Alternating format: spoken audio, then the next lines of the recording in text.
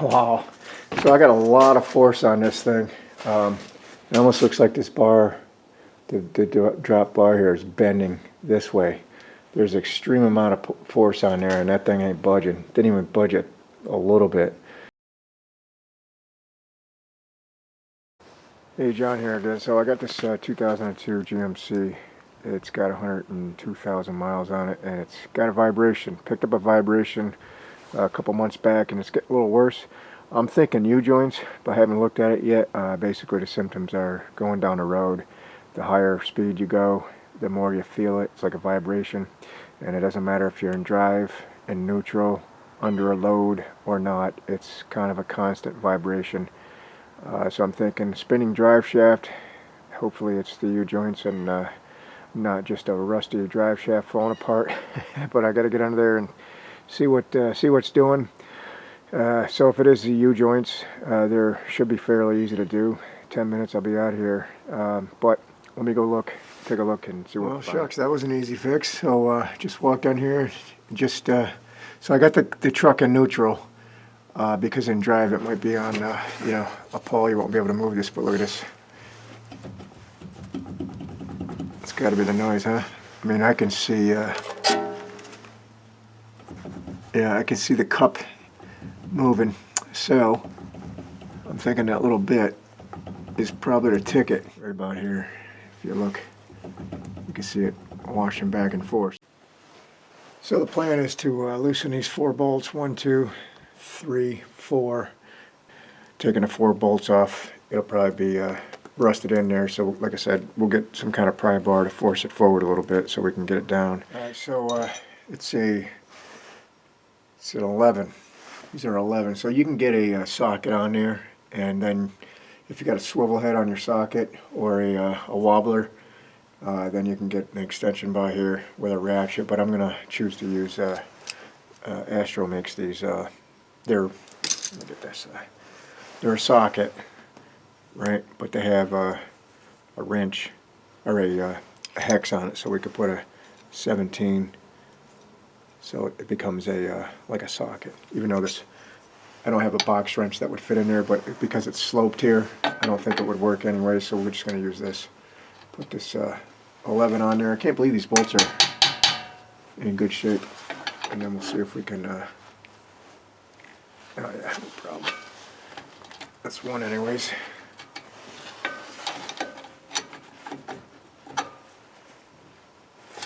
So now that they're cracked loose, I'm going to just use this little 1/8" deal with a swivel. The socket's not a swivel; it's just a wobbler there, so we can get in there with no problem.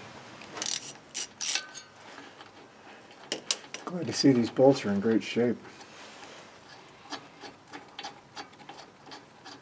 Actually, the saddle ain't too bad neither. Right, so, like I said, get a little pry bar. See if we can force this forward a little bit.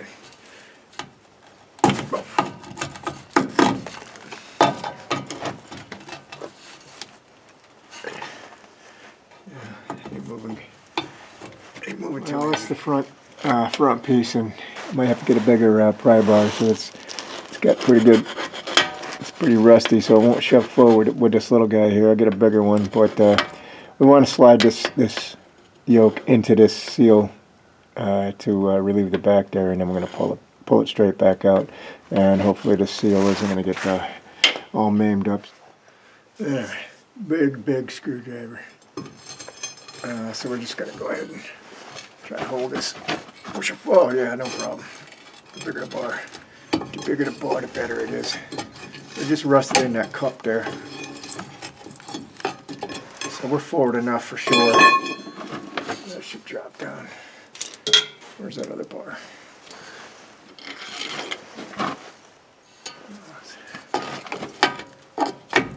Yeah, it's just rusted in a cup.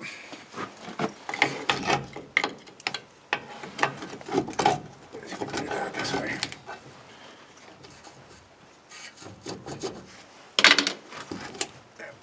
Well, that's one way. So the cup, hold on. So let me slide this forward, take it out.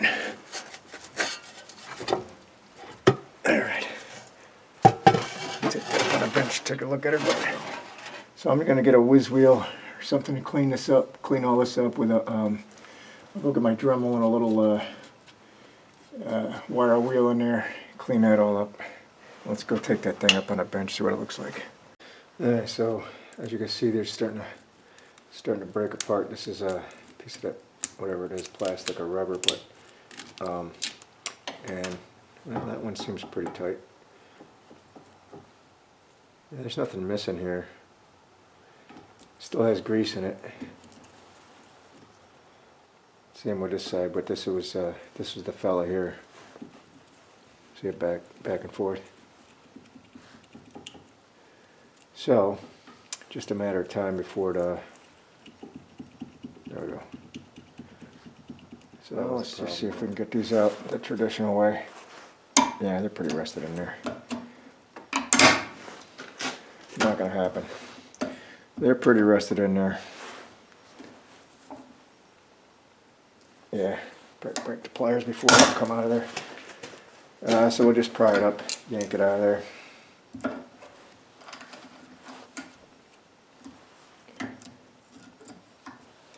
Because we're gonna have to clean that up anyways.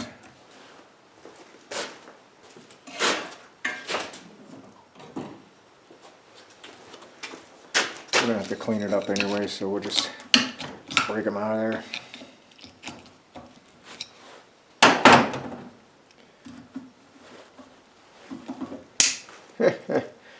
Little Rusty Jones. Well, what I don't want to do is not have anything left to get onto. Let's try to notch her. See if she'll move. Goodbye.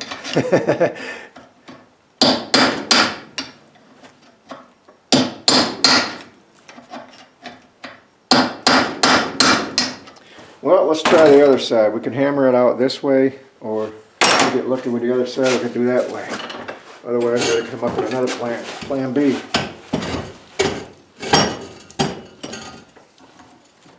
Let's see if we can bust her loose.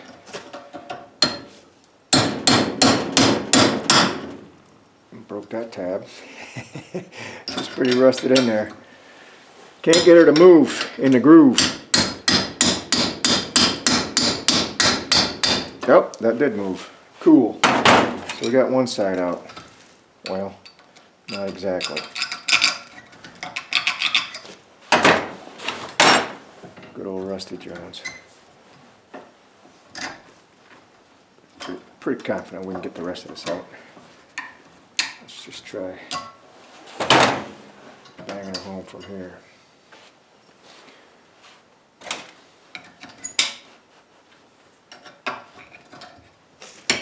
Let's try that.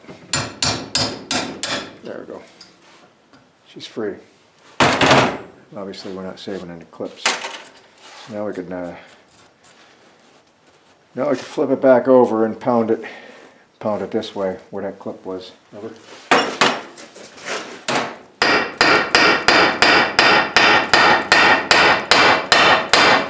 Let's try an air hammer.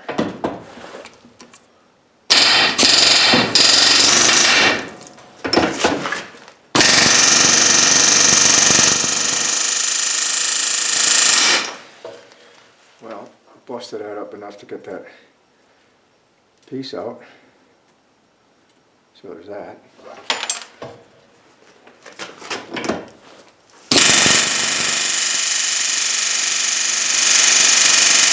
started out with a manual hammer, tried to poke it out.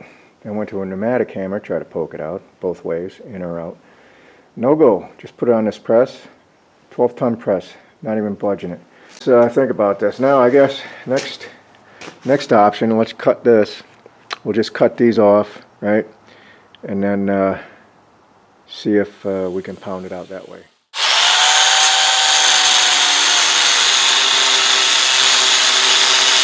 Well, I can't believe how seized up they are in there. Let's try to press it out first, I guess. Oh, it ain't budging. So, she don't want to budge that way neither. Just having a bunch of fun. Alright, I'm going to try a manual hammer again. I'm going to use the yoke that I cut off for a little banging device and a bigger hammer. This thing is nasty.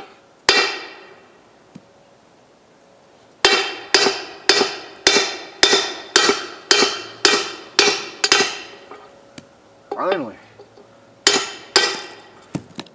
Woo!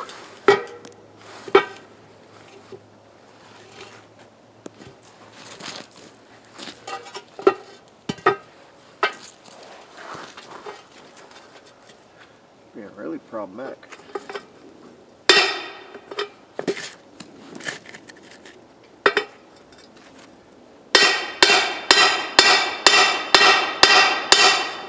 Wow. Holy bananas.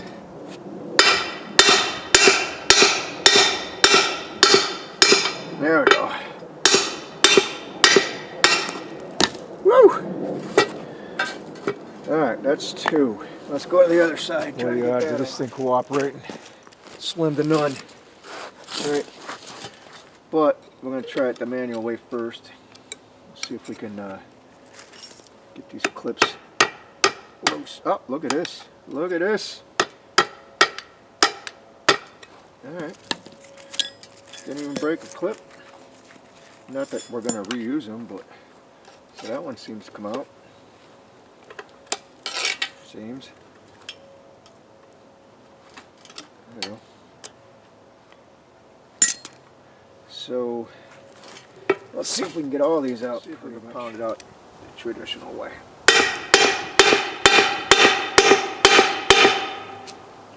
Yeah, that bastard ain't budging.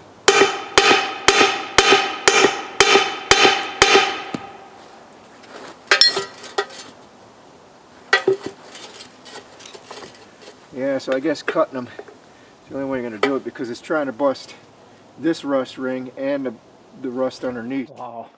So I got a lot of force on this thing. It almost looks like this bar, the drop bar here, is bending this way. There's extreme amount of force on there, and that thing ain't budging. Didn't even budge it a little bit. So I think the way we're doing it, just cutting it, zing, zing, and then pounding it out, because trying to bust both of the rust loose is, I guess, too much for a 12-ton press, which is unbelievable. Cutting it and pounding them out is the easiest way, no matter what you got. Of course, I haven't tried this yet, but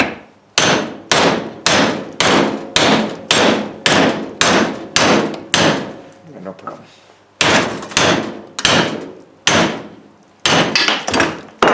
Oops. That's not what I wanted to do. Drop that goddamn yoke on the ground. A few ideas on how to clean this for the snap ring here. I'm going to use a Dremel, right, and just use this abrasive wheel and just get the rust out of there. You know, obviously we don't want to cut into it, but and then for the interior of this, use a flap wheel. This is 80 grit. That's all I have, but might be a little too much, but we'll just zing it around there. I wish I had a lower grit, but the only one I have is this, so I'll have to be careful with that. Although there's some pretty thick stuff on the bottom of this where it was caked up, so we'll wheel this around, see what happens. Again, I don't want to see sparks. I want to see dust.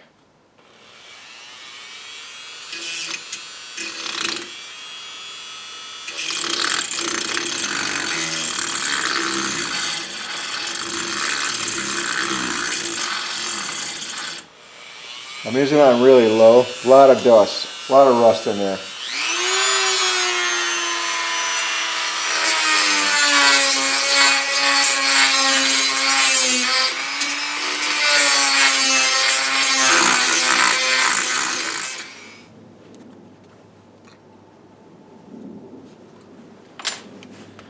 Same thing.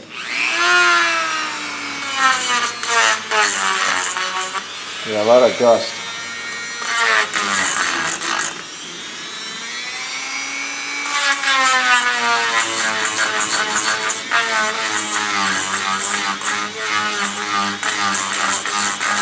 You're probably not going to be able to see that, but I'm looking for a shiny business, right? Smooth. All right, so we got the ring groove cleaned up, and take these bearings off. And so we want to have this, whether you have it inside or outside the Zerg fitting, makes a diff. So this is going to be plugged into the transmission, so we probably want it backwards. So now we can start the caps.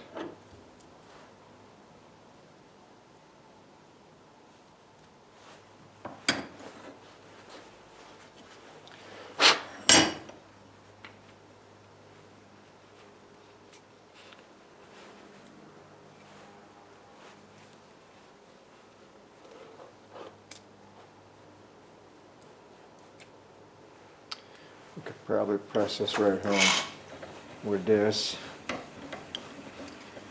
and then if we have to finish it up with the not quite. Let's see if we can tap her in there to get it in the vise.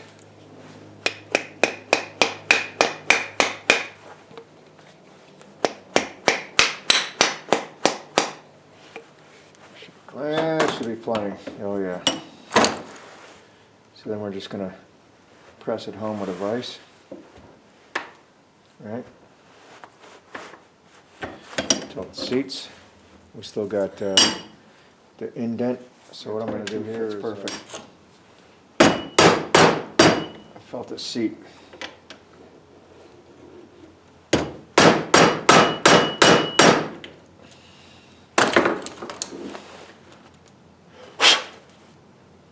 So it's seated.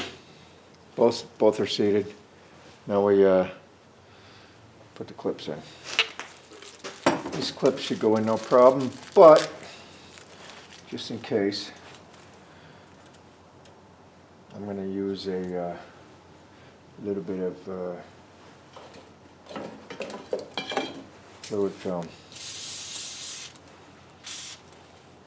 In case I got to go a little more.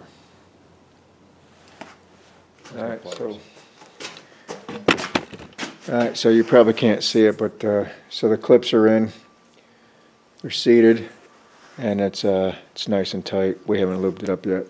We still got to grease her up, but so that part's done.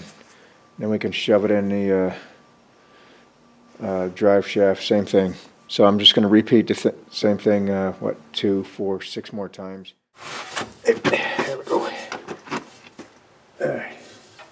And then I almost forgot about it. So yeah, so putting it in neutral, I was able to rotate the drive shaft here and get her lined up, but I forgot about the where my new U-joints are going to sit in here. So I'm going to take this flap wheel, or I guess it doesn't matter, flap wheel or a sanding disc, and clean some of this up. Shiny, happy people. Like I said, I don't know why I'm using fluid film. It's not like I'm going to be in here doing this again. This truck is just not going to last that long. But that being said, a lot of rust came up there, so I have to wonder. Oh, I'm going to drop that light. I know I am. Alright, so got it plugged in. I did end up getting some new saddles from, again, we'll just give it a little toot. Can't hurt, rust prevention.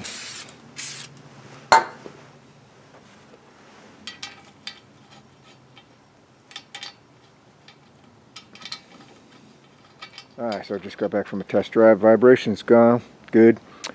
So we had a little learning curve there. We tried to use a pneumatic tool. Tried to use a hammer first, I guess, manual hammer. Nothing was working. Even the press didn't pop them out. So cutting this, cut, easy to do. And then we just banged these out. That was the easiest way. If I did that way to begin with, I'd have been done a long time ago. And then clean up the axle or the drive shaft with the Dremel there. Bada boom, bada bing. You could probably do this in 30 minutes. But anyways, that's all I got. Thanks for watching. See you next time, yeah.